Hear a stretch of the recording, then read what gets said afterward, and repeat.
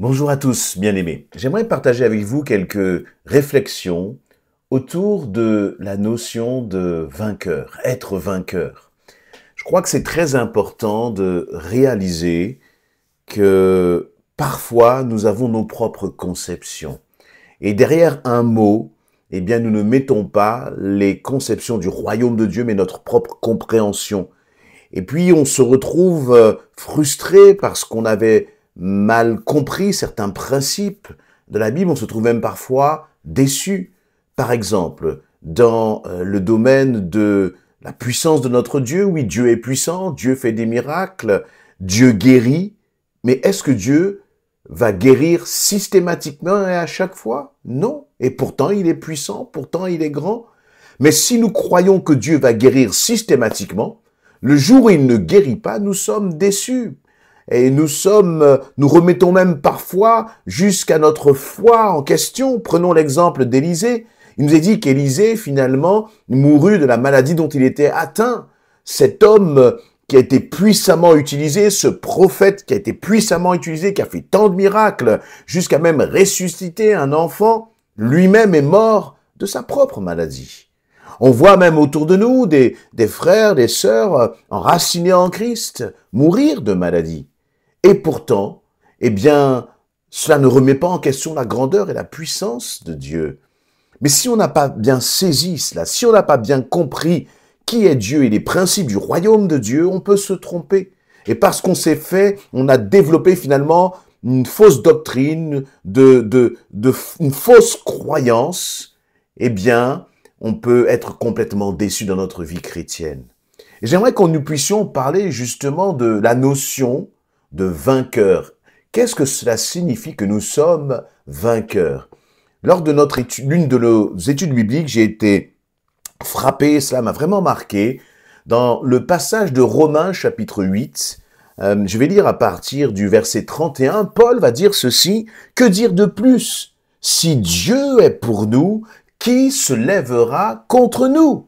Lui qui n'a même pas épargné son propre fils, mais l'a livré pour nous tous, comment ne nous donnerait-il pas aussi tout avec lui? Qui accusera encore les élus de Dieu?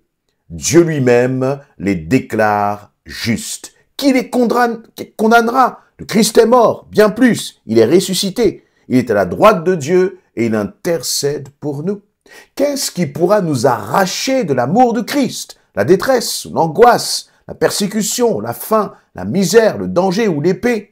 Car il nous arrive ce que dit l'Écriture: à cause de toi, Seigneur, nous sommes exposés à la mort à la longueur de jour. On nous considère comme des moutons destinés à l'abattoir.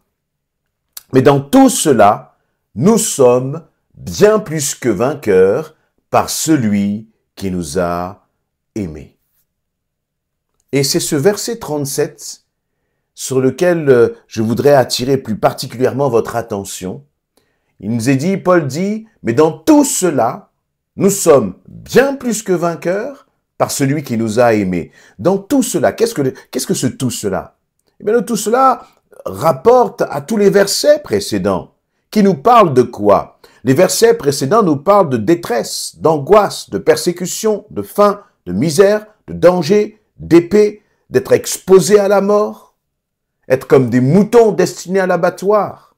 Et donc Paul dit que dans tout cela, nous sommes bien plus que vainqueurs. Être vainqueur, dans tout cela, qu'est-ce que cela signifie?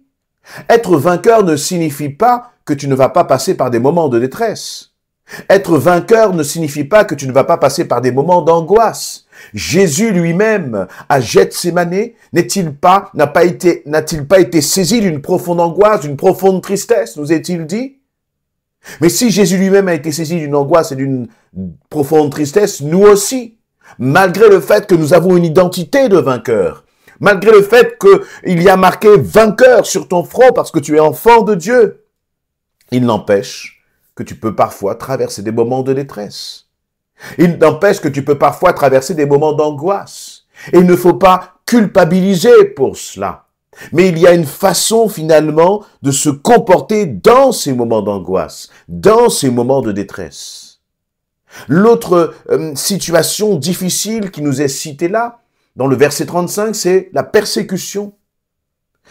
Nous sommes à une époque où en tant qu'enfants de Dieu, en tant que chrétiens, déjà certains dans certains pays, des pays justement où la persécution est forte, ils le vivent dans leur quotidien. Ils sont prêts à être mis à mort à cause du nom de Christ.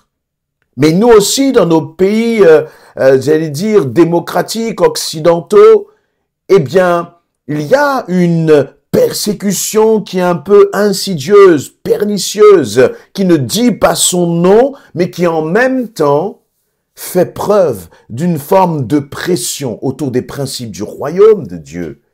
La faim, la misère, le danger ou l'épée, va citer Paul.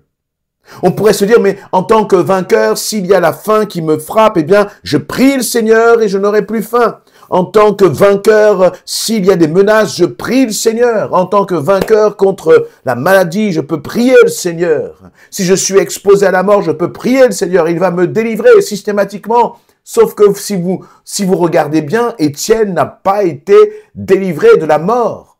Enfin, de la mort des hommes. Mais il a été délivré de cette mort matérielle parce que maintenant son nom est inscrit dans le livre de vie.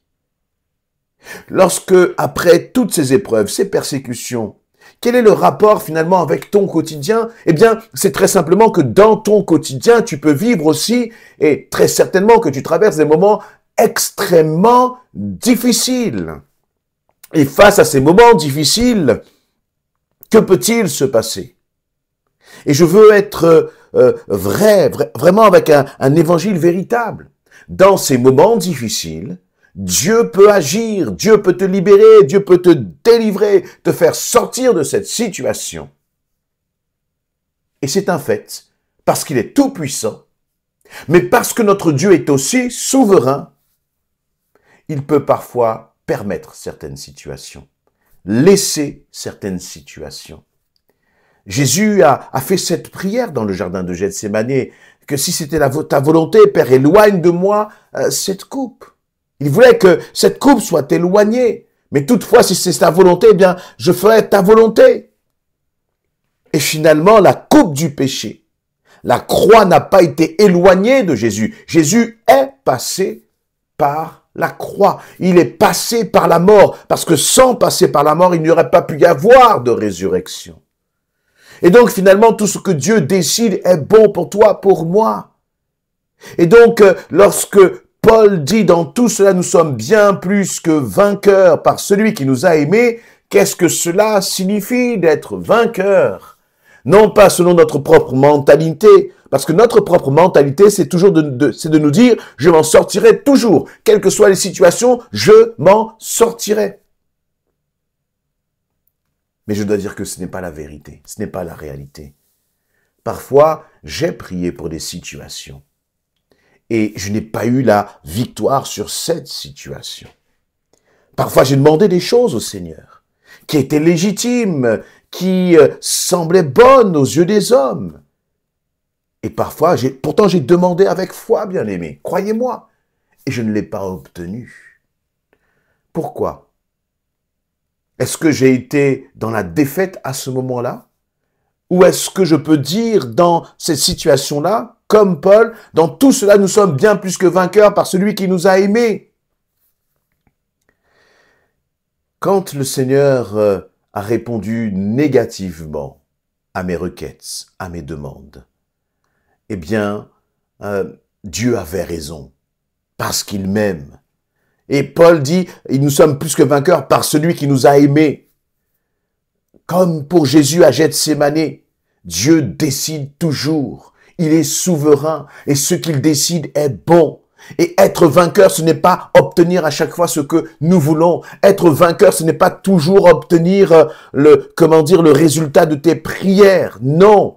Être vainqueur, c'est tenir ferme, quelle que soit la réponse de Dieu. Être vainqueur, c'est tenir ferme, quelles que soient les situations.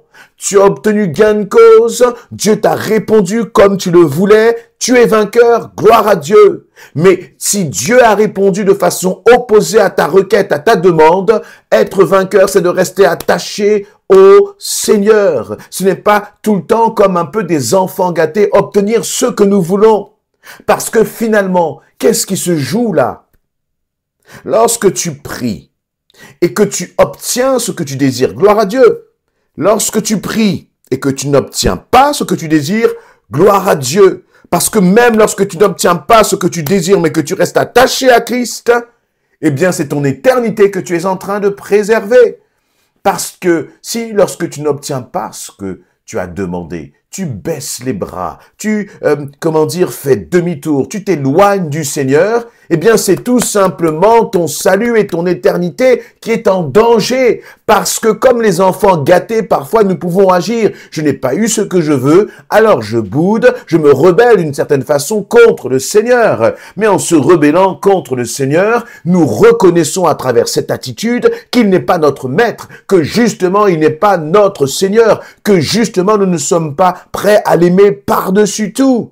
Parce que Paul va dire dans ces quelques versets, verset 38, « J'en ai l'absolue certitude, ni la mort, ni la vie, ni les anges, ni les dominations, ni le présent, ni l'avenir, ni les puissances, ni ce qui est en haut, ni ce qui est en bas, ni aucune créature ne pourra nous arracher à l'amour que Dieu nous a témoigné en Jésus-Christ. » Voilà ce que c'est que d'être vainqueur. Lorsque tu dis « je suis vainqueur dans le nom de Jésus-Christ », tu n'es pas en train de dire que tu obtiendras tout le temps ce que tu voudras, que tu te sortiras tout le temps de tes situations. Non, être vainqueur dans le nom de Jésus-Christ, c'est dire rien ne va m'arracher de l'amour de Dieu. Parce que l'ennemi, ce qu'il veut, c'est mettre des pièges sur ton chemin, mettre des embûches pour que tu puisses t'éloigner de Dieu. Et être vainqueur, c'est rester attaché à Dieu quoi qu'il arrive.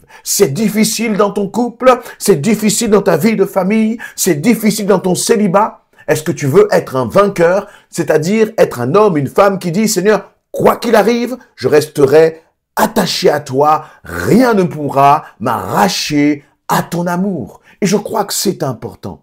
C'est important, c'est fondamental de bien comprendre cette définition du vainqueur. Non pas vainqueur selon notre pensée, selon nos croyances humaines, mais être vainqueur selon les principes du royaume de Dieu. Parce que sinon, vous pourriez même vous alimenter d'un faux évangile, d'un évangile qui vous promet toujours justement d'obtenir ce que vous voulez, parce que vous allez demander avec foi.